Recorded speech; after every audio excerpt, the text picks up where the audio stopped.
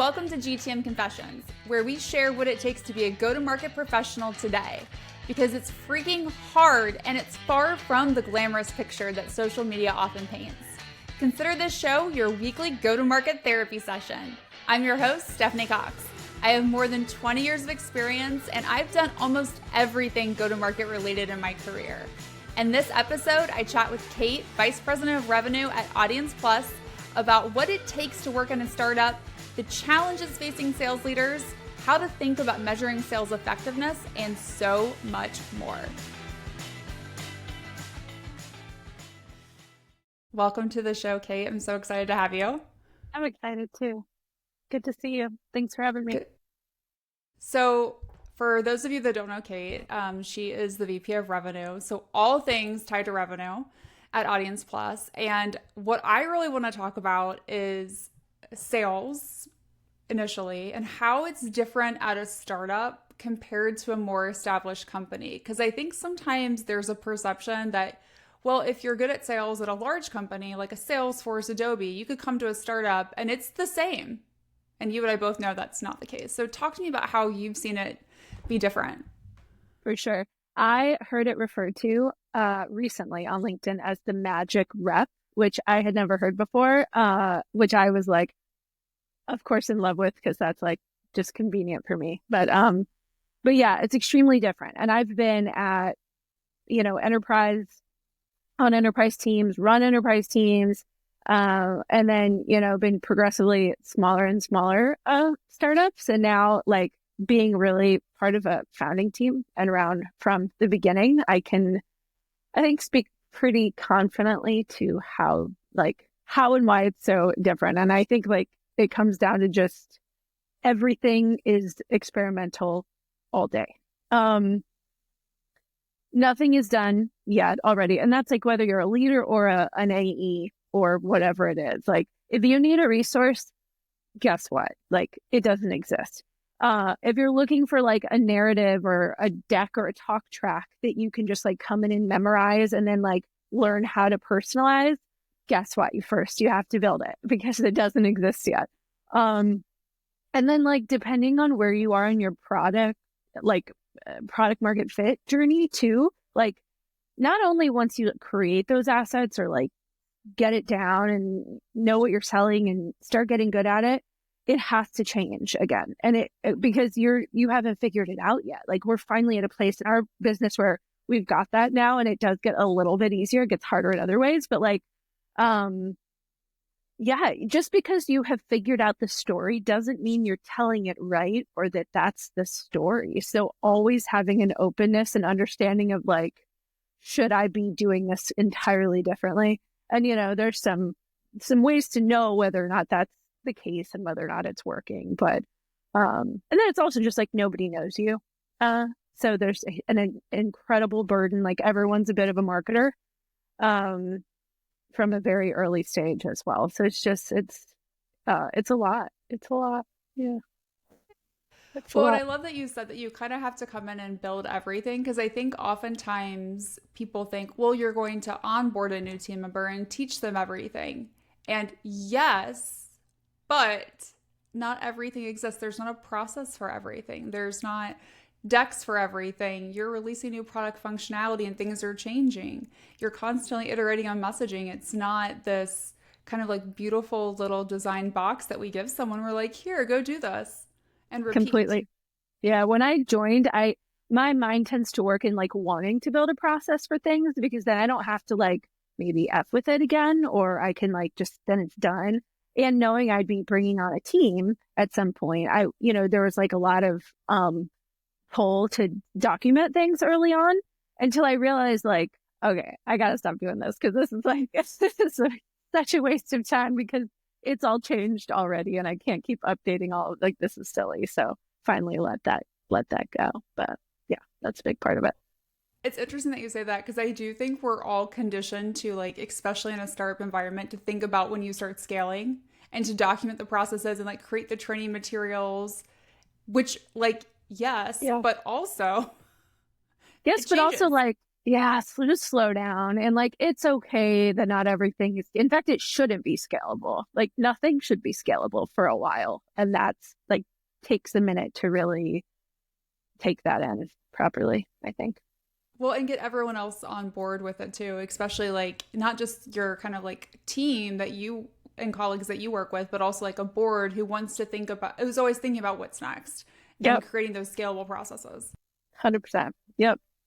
Very true. So, in this environment where it's very nebulous, things are constantly changing, you're iterating, what do you think is like critical skills to be successful in that like startup sales environment? Because I think oftentimes people think, oh, I'm really good at sales, I like doing it. And then they come into these environments and they're surprised, shocked. They don't Yeah. realize like everything that they have to do or how much they constantly have to iterate on what they're doing as the company is honestly being built. Yep. I think it helped for me for sure that I have been doing this for a long time. Now, that's not true for all AEs or sales leader, anybody who's going to come into maybe a first or second sales role at a startup. But I'm like really used to hearing no from people. Like it's just like part of it, and it's in fact like it's a good thing. No means like you have an opportunity to turn it into a yes. Like there's always no before there's yes. So like shedding the fear of that is the big deal, because just like I don't care, or like I'll fix it or turn it around if it makes sense to do that, and I trust that. I think that's like maybe that's just like confidence in itself a little bit, that I know how to have those conversations, and I'm prepared for them. I think just like then curious, like, and I think that's sales generally, but it's like an internal, like with your team, and and external, like that helps so much, in learning your business, that helps you learn everyone else's while you're at it along the way, and being close with your own CEO, and then I think just like, I don't know, being just fearless. Again, back to the no thing, but like, I'm not afraid to fail. It will just make me smarter. Like, it's okay. Um, and you have to be willing to put in the work, which is duh. But I think, for an AE, especially, or someone in sales that's come from an enterprise organization that maybe is used to having meetings put on their calendar, for them, that is likely not going to be your reality. So just being prepared, like even if you're told it will be, like that's probably not true. Um, so being ready for the work. Yeah. Well, I love what you said about being okay with no, because I think in sales, no matter where you're at, you hear no a lot, but I think you hear it more at a startup because you're trying to figure out ICP, you're refining it, you're trying to figure out who to buy, who's going to buy, when they're going to buy. And additionally, like you don't have this brand recognition that so many larger companies have. So oftentimes you hear no because they just don't know who you are. 100%. Yeah.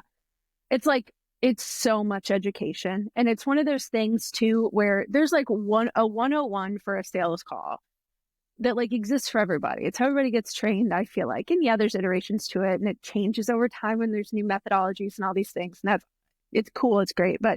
And it should evolve. But also there's just like this very basic level of like, you don't want to have these monologues on a sales call. Like a lot of even like recording softwares, like, start yelling at you if you've talked too much, or but the thing about being in this kind of role is that there's so much education that comes along with it, especially if you are even somewhat of a category creator, where you're not just like another solution for, I don't know, call recording software, let's say, because I brought it up, or like something that people know that they have a line item for, it's in their budget, like, and so you kind of have to throw some of those things out the window that you're maybe not supposed to do, but have to do in this scenario also, because this is just a different ballgame that you're playing. But I think that's an important differentiation because oftentimes, right, we're taught to jump on those first calls and do discovery and ask questions. And the person you're talking to is like, I don't know what you do. Yes. Can you please tell me what you do? Because Yes. they're not. until you start to build a brand and then demands created from that, you're typically the one reaching out to them saying, I think you have this problem that I can help you solve. Let me talk to you about the problem. 100%. Yep. And it's like, it's how most of my calls have started in my time, like where I am today, I would say is that just like, tell me about what you do. And then of course you've got to weave the discovery in there and all the other things, have to be true to treat a prospect properly and someone that's taken their time with you. But yeah, there's some differences to it for sure when you're doing it in this kind of situation. Well, and one of the things I always loved about when we work together is you do love to turn no's into yeses. You think of them as like not nows versus permanent no's, and I think that's such an important differentiation in the kind of like startup scale up world. Is most of the time it's you're doing outbound to these people or you're getting introductions from other people, and they weren't looking for you. They don't have a line item for you, especially if you were this kind of new category or a new product offering that they didn't know existed. And so I think that's the part about being curious that you mentioned earlier is so key to being able to do that. Yeah, it's really true. It's, I think part of it has just been like, and you don't want to, like, if I know someone's a good fit, if I know we could help, that's when I'm going to work to turn that no into a yes. Sometimes it's just not, and that's likely where I'm not going to be spending my time anyway. And that's, so important in a startup scenario. But yeah, for sure. It's just part of the evolution of a conversation like this, where, you're going to try to talk yourself out of buying something before you talk yourself into doing it. And being part of that is important. Yeah. Well, and I think that's one of the big differences when I think about like selling in a startup versus selling in a more established company, right? In an established company, your kind of first call is all about qualifying them in or out, right? Do you have the line? Do you have the buying authority? Do you have the budget? And you can't really do that in a startup environment. So I think it's just completely different. So obviously, just kind of the entire sales process and figuring out how it's going to work for your business is a challenge. What are other challenges that you think someone faces in a sales role at a company that's early stage?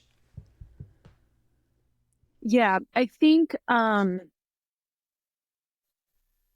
it's hard to get the attention or the time of day. And I'm trying to there's a leadership aspect to it that I'm kind of like putting aside maybe a little bit for this answer, which is just like thinking of it from an AE perspective. But it's really hard to get the time of day from anyone else on your team, and not in like a toxic, problematic way, even we've had the greatest culture.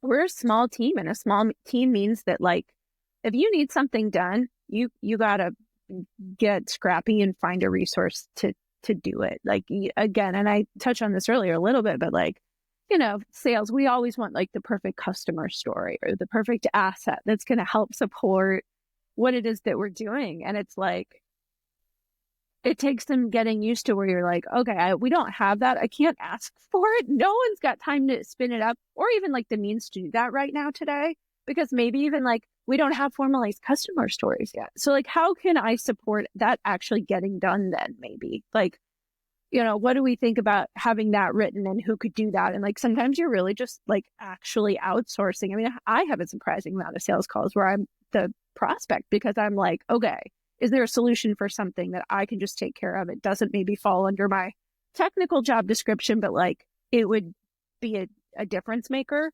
So like, you just have to be, I'm trying to resist saying scrappy because I feel like that's such a like goes hand in hand with the startup conversation. But yeah, it's that. It's just like being extremely resourceful because no one has time to give you the extra time or why you need. That's not to say the coaching, here and there, but it's kind of like a pick your battle scenario, I think, on a small team.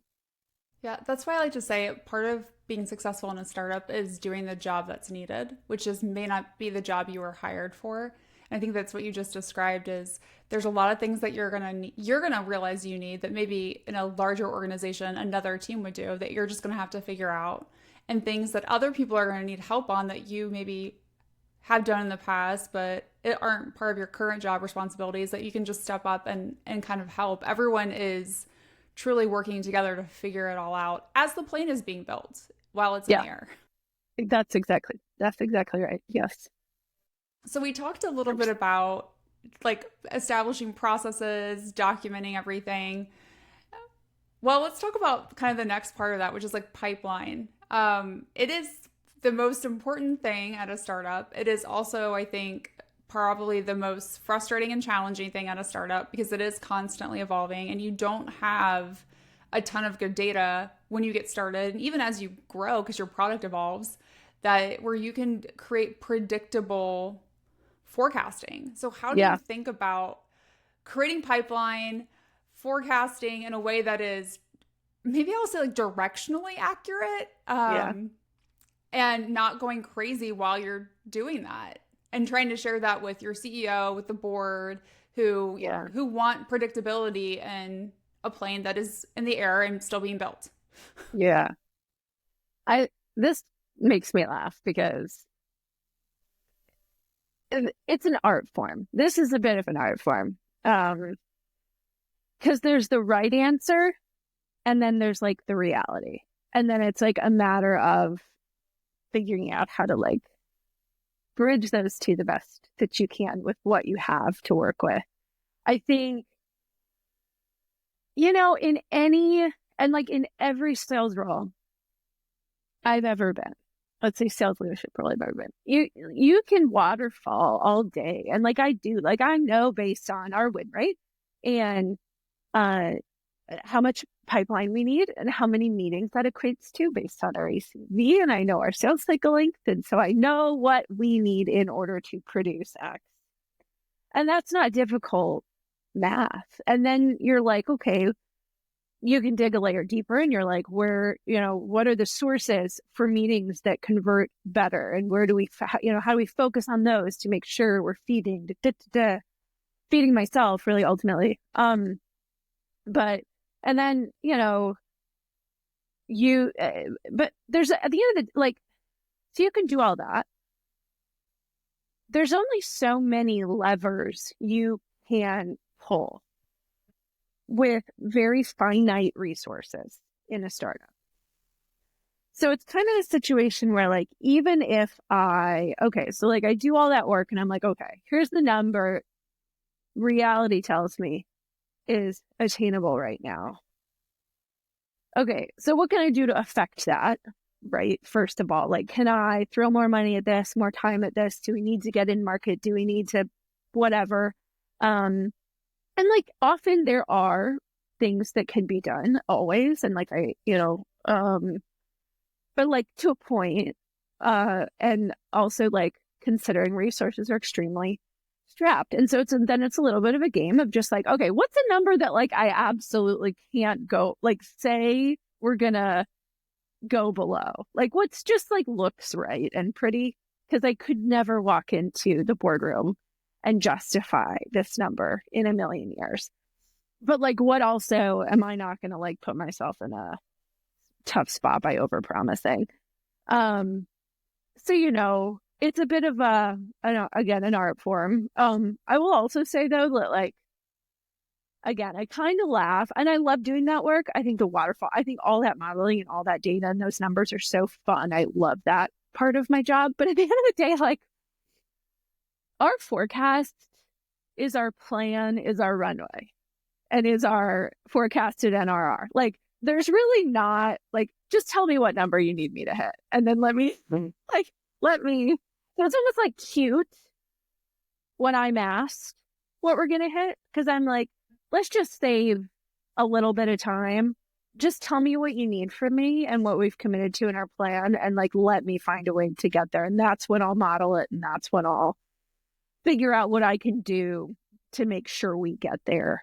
And sometimes we blow it out. We've had two of our best quarters in a row, and that just keeps continuing to happen. So they're, it's not a big negative party by any means, but it's a little bit of a fool's errand to be putting together my forecast. It's just tell me what you want. I'll do my best. I love that because well, it's true. And I think I love when you say there's kind of like the right answer and then there's reality. Because I think, I think what boards want to hear is that we have this really well-defined process that where we can forecast with great certainty we can make commits of what's gonna close and all these things, and we can pull forward deals. And I'm like, okay, the reality is like best case is like all of this closes. Worst case, none of it closes. And the reality is somewhere in the middle, and we're still trying to figure it out. And over time, 100%. it gets better, right? But I think because there's so much iteration in ICP, the product, the pricing, we could even talk about like market conditions that have changed, that change dramatically over time, that you can't foresee coming. It's hard to kind of get into that predictability that I think everyone wants startups to have, that I think fundamentally don't exist. So I love when you think about, tell me what's in the financial model. What is like the bare minimum that we need, and from like a cash runway standpoint? And I think that's important. I also think it's really, really important for sales leaders and marketing leaders and the CEO at startups to work on that together. I think oftentimes the financial plan is kind of put together in this vacuum. And then like you're told, hi, your sales goal is this. We need to 3x, it's what, triple, triple, double, double. Like we need to do this. And that's great. But then there's reality. Reality is like, here's what I think I could actually reasonably deliver with the resources that we have, the market that we have, what we've been able to prove. I will strive to go above and beyond this. But if you want to talk about like what should be the bare minimum that you can feel confident to build a model off of, here it is. Yeah. Yeah. I think more of that needs to happen, because I think that's where companies end up putting unrealistic quotas on sales leaders and AEs. And then marketing's expected to help drive demand for an unrealistic quota for sales, and it just isn't successful. And I think it really hurts culture when you do it that way. It does hurt culture. I also think like and all those things are true. I think with respect to a startup, there is a degree of like, I don't know. I don't think this has ever been harder than it is today. And everybody's competing right now more than ever. And, for attention, if not, also the same buyer or the same budget or whatever. With AI, it has just never been tougher. And the reality is like the runway is what it is. And also, or like, if you're on a track to profitability and don't want to fundraise yet, like those numbers just are what they are. So I do think like part of the startup team mentality means like you brace yourself and you do what you got to do to get there, and you have to go the extra, whether that's just like harder or smarter or whatever. Like, that you've got to have a good team that can support being told what the number is and finding a way to it. Because I do think more often than not, like in a perfect scenario, there is alignment on what those numbers look like. I think more often than not for a lot of teams today, it's just like, this is what it is, or we're not here anymore. So it is, it's how to like handle that and not go into panic mode and build your way to it. So. Well, and I think one of the things that you just said around like you're competing for attention and for dollars, in the past, a few years ago, it was you were competing for that against competitors. Now it's like you're competing against that, at least if you're selling software, against all other software that exists, as well 100%. as like human resources. And it is really challenging. And I don't know if everyone has caught up to what that's like across any size of company, let alone what it's like in a startup when you don't have the brand recognition, you don't have the resources to build or the time, honestly, and runway to do that successfully. Yeah. It's Although hard. I think like it's so hard. I think like sometimes we remind each other that like, there are a lot of bigger, more well-known brands in the last couple of years that don't exist anymore or have taken it on the nose to merge or been acquired on pennies on the dollar, if that, because of these huge fundraisers and these huge runways and these huge teams and all these things. And it's impossible to back out of that. once you're there. So I think there is also like a bit of we're like, as hard as this is, we consider ourselves lucky as often as we can manage that, we like are doing this now today and have the opportunity to do it the way that we are instead of kind of being stuck. Like I think some brands that came before us are right now. I think there's a lot of brands that are in that position even right now, which is really hard. So, kind of tied to goals. I know I've been in this situation, you've been in this situation. What do you do when you have a board that wants you to triple, triple, double, double, and grow, grow, grow, and the reality is you only have so much pipeline to work with. When you pull things forward, that means now you have a gap in like the next quarter, the next 2 quarters. How do you try and have like those realistic sales target and like quota conversations that to help them understand like it's not that you don't want to hit these huge numbers, but you want to also set like realistic expectations of what's going to happen. Yeah, I think this is where like data comes into play so well, and I think this is where it's lucky that I have that the ability to manage, gather, like own this part of our business. An AE, of course, maybe isn't having a board conversation anyway, but is in a tougher position to kind of justify that delta a little bit. But I think like understanding what that delta looks like, calling it out, like here's where we are today, here's where we came up short maybe in pipeline last quarter, and therefore that's what this quarter looks like realistically. Here are our, again, like our best sources for me. Here's what closes when we get them on the line, and here are the following. Here's how the numbers break down. Here's what we're going to need incrementally in order to make it happen and quickly. Because of sale, we've got this month that it's extremely important to start this conversation. So we've got time for the quarter, and like this is how we're doing that. And so it being like just like extremely, I think very proactive, both with communication and what we're doing about it. I think the bigger problem is like the surprises. So, and it's like, it's not a fun conversation no matter what, but it's worse to overpromise and underdeliver than to say like, and but like, then to say like, hey, here's like, we've identified a gap. Here's how we're working to resolve it already today. And here's how we're holding ourselves accountable to that. And here's what we're going to adjust maybe as well, if like we're falling off track of that. So, and then you got to do it. But I think like the beginning of that is like having good data that tells you those things. So I'm a pretty big like stickler with like Salesforce cleanliness, as my team knows. But it's for a reason, and it's because then it allows me to speak intelligently about my business and be able to address those things and answer questions and not like sound like an idiot because I don't know the reality of what's going on or can't identify those problems. Yeah. So what metrics do you find are most essential then for measuring like sales effectiveness at this stage? Yes. So I think ultimately GRR is actually like the biggest thing. I think it's also the toughest it's the toughest at a startup. And that is like, how much are you, you don't want to just be replacing churn with more deals, right? Like that doesn't solve anything. You want to be continuing to growing, retaining the revenue that you have and adding on top of that. So like, but talked about product market fit earlier. That can be hard to do for the first couple of years, potentially first year, first whatever it is, because you've not like quite figured out the right way to do it yet.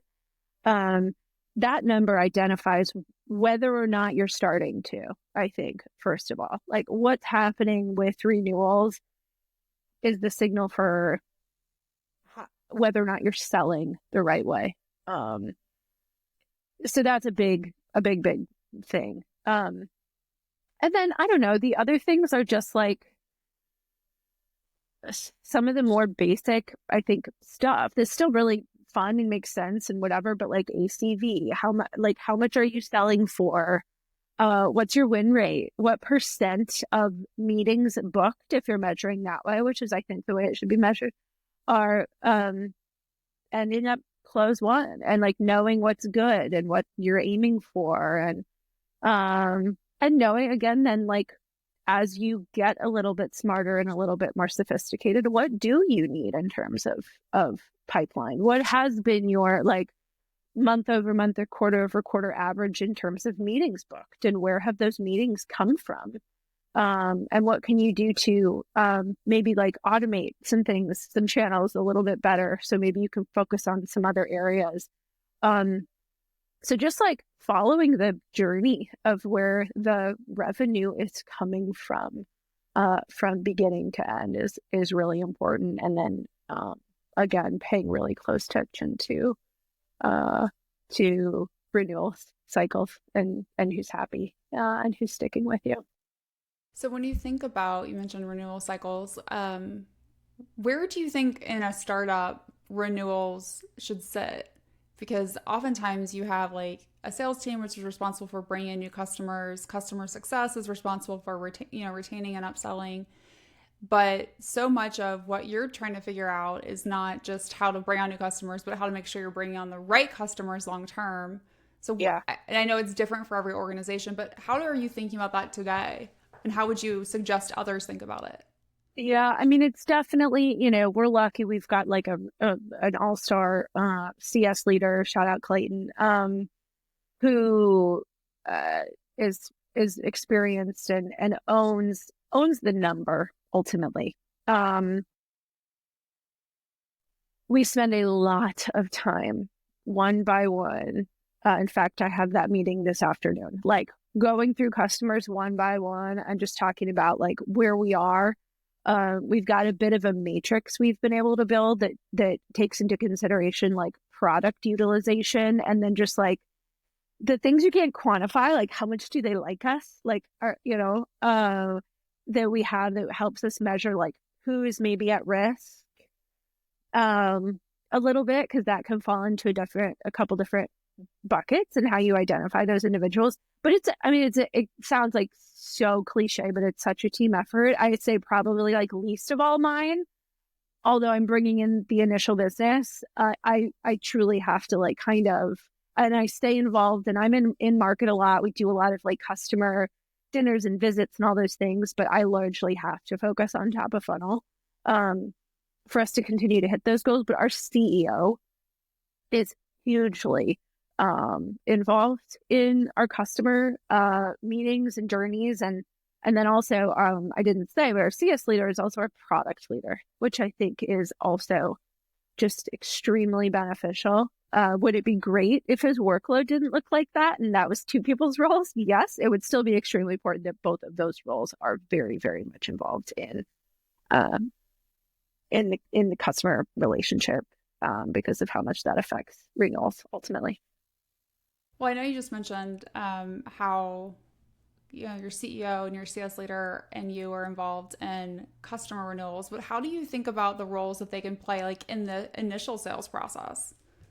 Like when do you think about bringing someone in? Yeah. And does that always happen, or does it really depend on the situation? Definitely dependent on the situation. Our sales cycle length is often fairly short.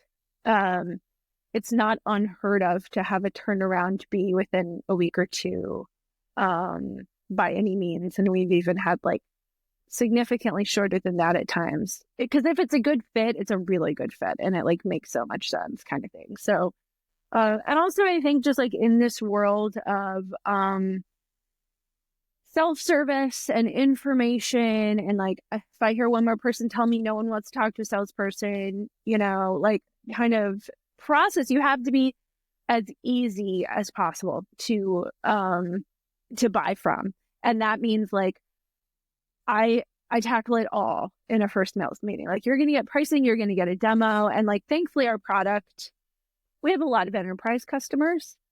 So it's not that it's not an enterprise solution. It's just like, there's not like intense systems and data and things that we're working with that are scary, which is what makes this possible and makes it lucky for me, which is because it's a lot more fun for me personally in this scenario. But like we move pretty fast. So all that to say, like a lot of the time it's really just me that's doing it. And then everybody comes in, you know, when we do like a knowledge transfer, everybody's involved in that conversation. Our CEO, our product and sales leader is involved in that conversation. And then in probably about like, I don't know, 75% of the time, we're all able to make the kickoff as well. Like our CEO is involved in those calls too, as much as possible. I will bring in the CEO though, and this is a little bit of a startup thing too, I think. Like, you know, sometimes I might not be the best person to have the conversation though. Like if I am talking to another CEO founder, maybe Jonathan as the CEO founder should be having that conversation. And like, I have to like let go of my pride and be fine with it, which I'm over at this point. Sometimes I'm like, I wish I owned this because you're not like doing what I want you to do. But he's pretty good about listening to me. But you know, if anything, it's usually like passing things off to him or being like, I'm adding you to this meeting and letting you take it. And also just like for better or for worse, sometimes there's like cues about like maybe who the person is.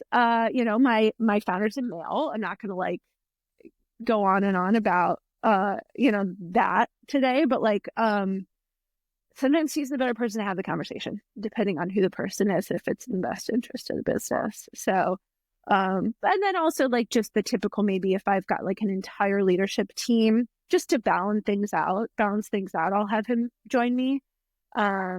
Just so it's not just me, maybe. But I'd say like, you know, 7 out of 10 times, maybe even more than that, it's just me and I'm not bringing anybody else in. So we've talked a little bit about some market conditions and how they can impact sales. How and that it's more crowded than ever right now. What role do you think market conditions just in general are playing right now, and how can you attempt to combat them because they are so unpredictable? Yeah, that's such a tricky one because it's very real. And you can ask anybody that is in enterprise SaaS, I'd say in particular today, but a lot of other ecosystems as well. Like, it has a real impact, a real significant impact. And I think I think like for better or for worse, COVID helped normalize that a little bit in that like you know, there's a difference between the board understanding that that's true and like giving you any room to speak to that being true. But I think at least like an outcome of the last few years we've all been through has given the like kind of communal understanding that like this shit's hard right now. And it's hard for everybody right now. But at the end of the day, it doesn't fucking matter. Sorry. It doesn't matter. So you can, because it's like, and I think it's ingrained in me too, just from like time and doing this, like you have to take ownership for what has gone wrong. And like, as much as the market is the elephant in the room, and there's always going to be some mention of like that. And I think it comes out by way of like, here's the customers we've lost because they've merged with each other. Or like, here's the customers we've lost because they went out of business. So like, I can't affect that at all. I wish I could have kept them in business. I'm super busy over here. So like, you know, I think like it comes out in a variety of ways. But again, at the end of the day, it doesn't matter. Everybody's in the same boat. I think there's like pros and cons to the stage of business that people are in today and whether or not that makes this easier or harder to get through. And I think you could argue both sides of that for everybody right now.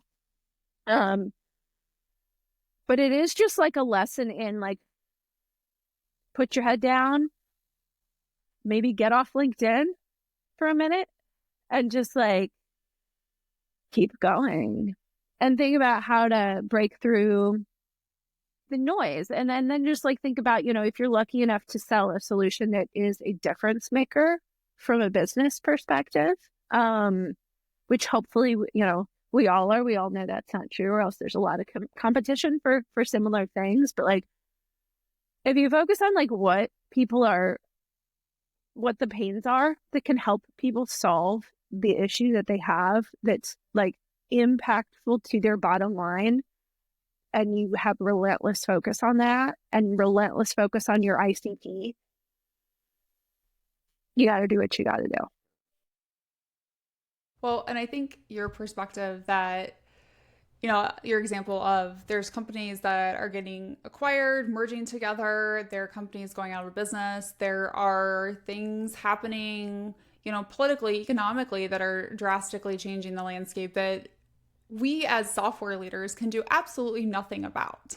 Right. With that said, I think, there's the recognition of, hey, these are market conditions impacting our business. Here is what I'm going to do as a result, not to fix those problems because I can't, but because like, hey, if we're seeing a lot of customers go out of business, obviously our churn's going up. We're going to need to bring in more sales to kind of compensate that from a revenue perspective. Here's my plan to try and tackle that problem. And I think that it's just an interesting flip on the situation, because I think sometimes people want to say, well, use market conditions, we can't do anything. And unless you sell into like one specific industry or buyer that has been like decimated, chances are you can do something. It's just not fixing that problem. It's looking for a completely different solution to address what the problem caused for the business. 100%. 100%. Yep. And there are those industries that have been decimated. Like that exists too, where like there are some that just like, hey, but I think like taking the ownership of controlling what you can is all you can do. And I think like emotionally and then also like quantifiably, like that is the only way to get through it also. So, because it is a roller coaster being an early stage company. There are days, I know you and I've talked about this before, where you are like so excited you're gonna like eventually get acquired for like billions of dollars and change the world, and then there are days where it's like something happens like in the market that you have nothing to, and you're like, you didn't see it coming, and it's like being punched in the face, and then 10 minutes later you have a great sales call. It's just a constant up and downs. And I think having like a positive, like optimistic perspective is important, but also like a sense of realism. So that balance, I think, is really critical with everything 100%. that's going on in the world today. 100%. Sense of realism, like maybe sense of humor. Yes. A little bit too helps. It does. There's only so much you can do. There is. So last question for you. What is your biggest go-to-market confession?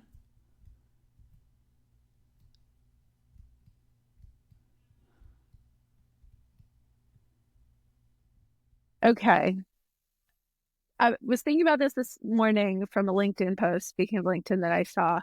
And I don't know if like, maybe this is like a little bit more on the personal side. I refuse to believe, and I refuse to cold call anyone anymore ever again.